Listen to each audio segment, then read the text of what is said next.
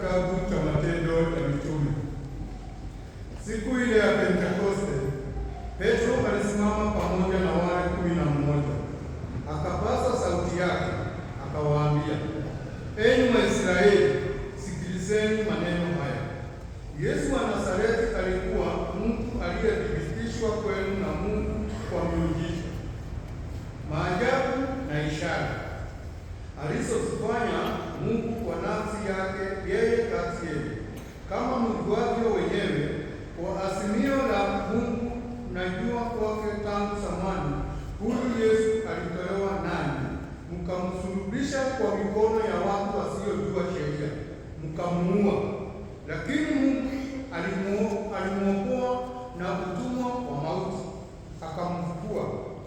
Kwa maana haikuwezekana ashikiliwe na mauti. Maana Daudi alisema juu yake, namuona Bwana daima mbele yangu, yupo kuume kwangu nisitikisike.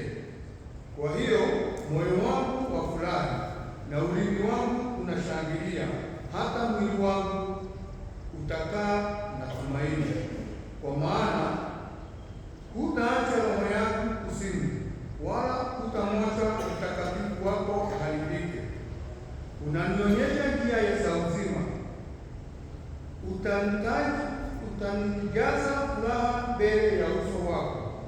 Ndugu, afadhali niseme wasiwasi mbele yenu juu ya baba yetu Daudi kuwa alikufa na akazikwa, na kaburi lake liko kwetu mpaka siku hii.